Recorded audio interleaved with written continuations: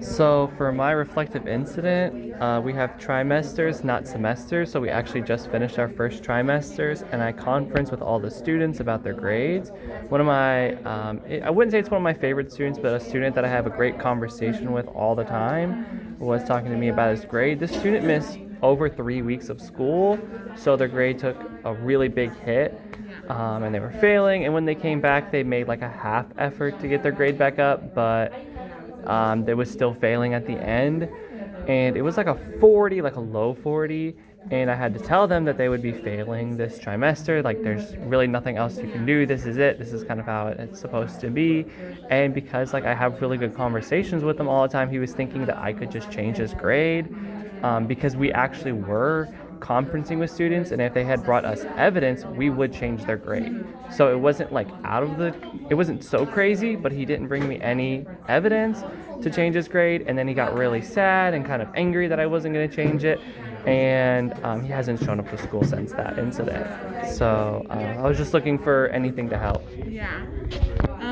That's a tough one for sure. I'm trying to think. I feel like you said that he like kind of like put in half the effort when he came back. I feel like if he were to come back, a conversation that you could have with just trying to create like understanding, a better understanding is like say like, hey, like I would love to help you out and give you a better grade, but I need to see you put in that work and put in that effort. And like you said, you have a pretty good relationship with him, so you could say like, I know you're a good student, I just want you to like, show me what you can do.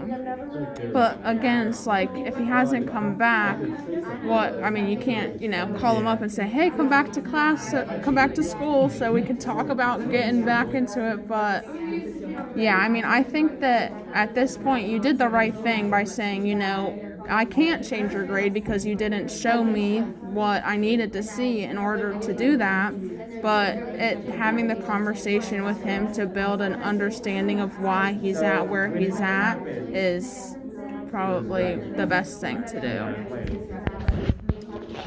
Okay, for me, my suggestion for you is like be a little more open with him and asking him why he think he get a bad grade, why he think is the issue, and maybe try to offer another kind of assignment to prove that he understand the topic, like because sometimes we are very good in one way, like questions, but sometimes maybe a project or drawing or change the give you another opportunity, because if we just tell them, no, you got a F and it's an F, they get very upset and they can be very like stuck on there and no try, because the next time they will think, I will get another F. But if he find and my teacher is give me another chance and maybe put it something that I'm interesting or in something that I'm very good. For example, I'm not very good in English, but when they offer me like another ways that way I can prove my knowledge, that motivate me to try more hard. And it's what I can suggest, because we need to very careful with these kids. See, I told when we started, it's 2 kids killed one teacher just because they have bad grade in the Spanish class. They was super upset and go to kill the teacher. That is, I can know, and we never know what can happen, and we need to be very careful. We need to protect ourselves too as a teachers, And these now kids can get guns so easy.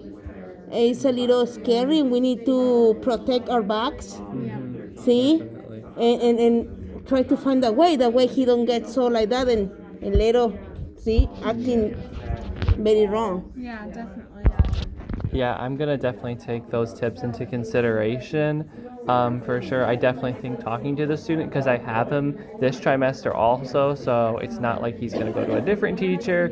He's gonna stay in my classroom, and I want to make sure that he is improving and that he has like second chances to work with, and just talking to him, because I've seen his abilities. He was doing so extremely well up to that point, and then I don't know what happened. It wasn't because of COVID.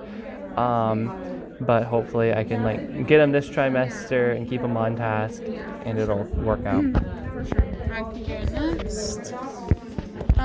So I kind of briefly told you. So basically, I was at a school where the kids were very aggressive physically. So basically, the specific incident is that this kid, he was working on an assessment of reading, and it became really frustrated. Like, he was bulging out his eyes and tensing up his shoulders. And in order to try to combat that and like kind of avoid any behavior from escalating, my teacher was like rubbing his shoulders, trying to calm him down, but he eventually just got so upset that he tried to pick up a chair and throw it, and that turned into 3 administrators having to physically restrain the child to prohibit him from throwing the chair or physically harming anybody in the room.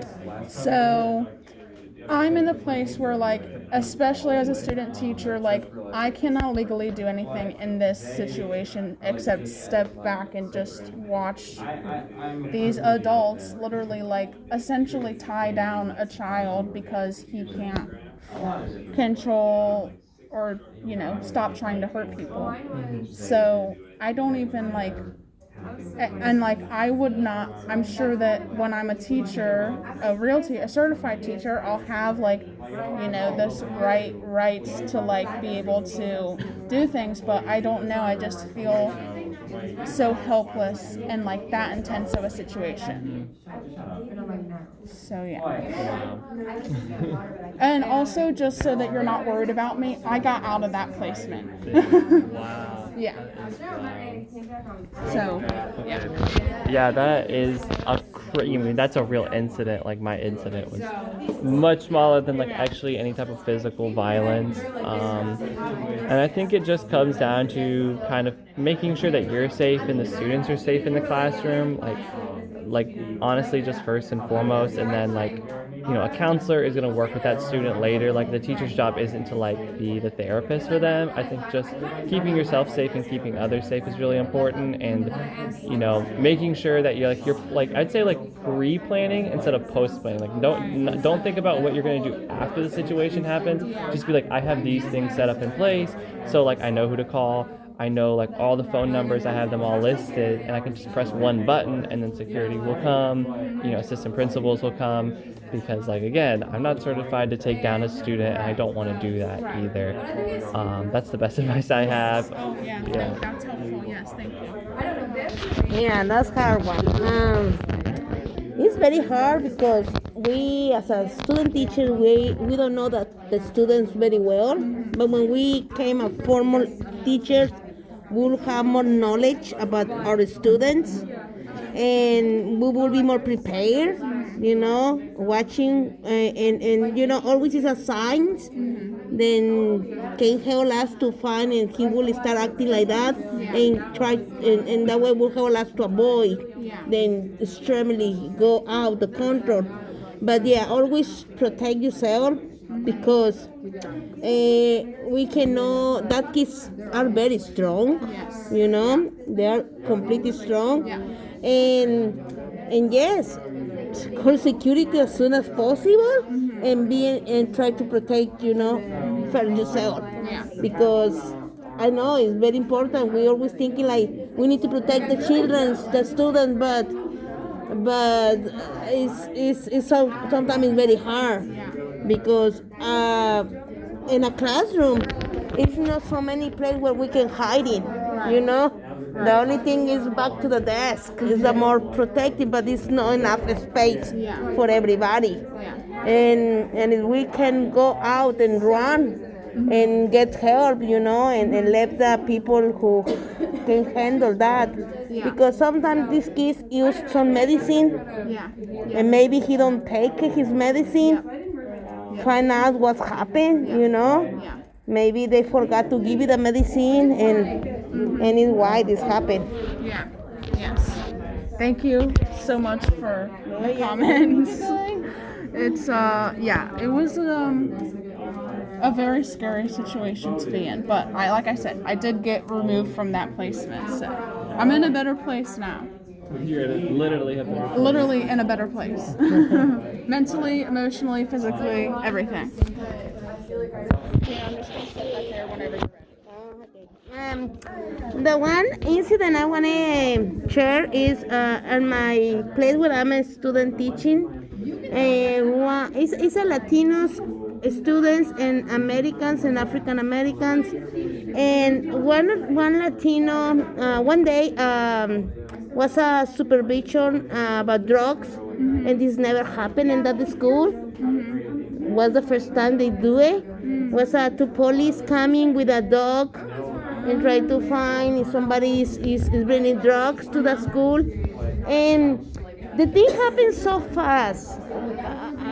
And most time we don't know, we don't expecting what will happen, but they catch one student with a little bag with marijuana, but he don't have in his pocket, was in his floor, in the floor close to his legs, and he was taken, the police taken him, but he get very mad and very angry because he said that another and wasn't a white student,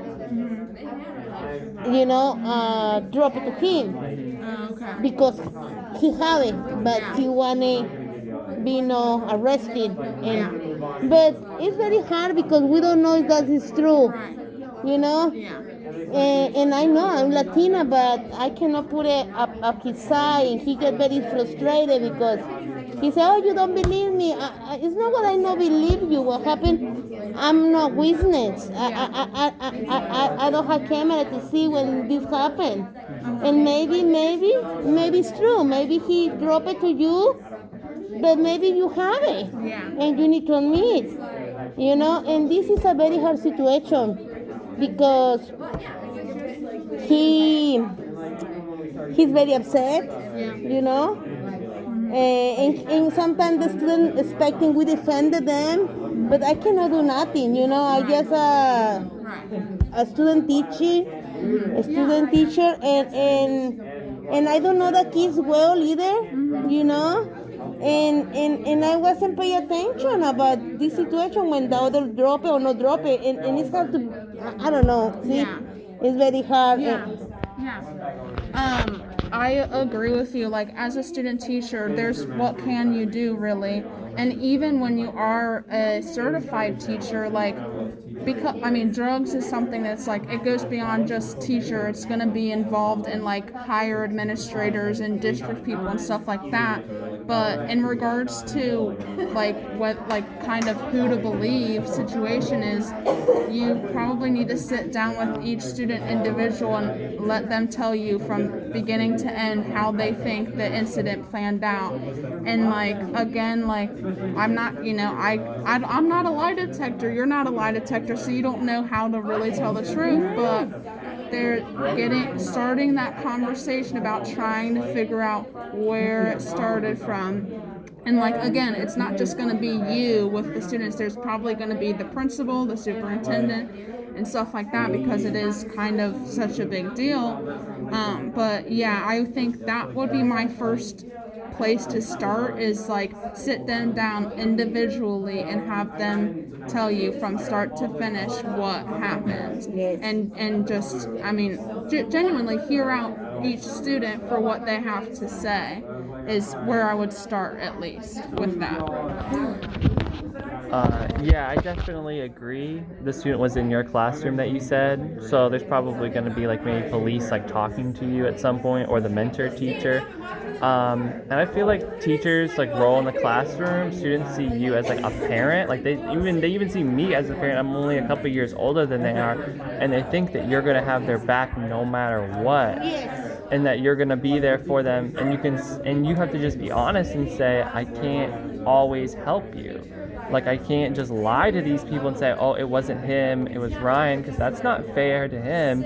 And I just think it's important to just stand your ground, say, like, you need to be honest with the police, you need to be honest with yourself, and you need to be honest with me, because I'm not going to, like, bail you out of this situation. I hope that, you know, if this wasn't you, then, you know, you aren't, like, convicted for it, but if it was you, then, you know, you need to just reevaluate. So it's just about being honest and sticking to your guns as a teacher. Because I cannot be. I need to see because I don't business. I don't know. You know, I just hearing what he said, but Yeah, absolutely. Yeah, you hear what he says, but you don't know anything beyond that for sure. You can just say one more thing and then we can be done. no, we're done. Okay. Okay, you can just pause it. Or here, I'll just grab it. Thank you, guys. Okay, that's it for our reflective incident group.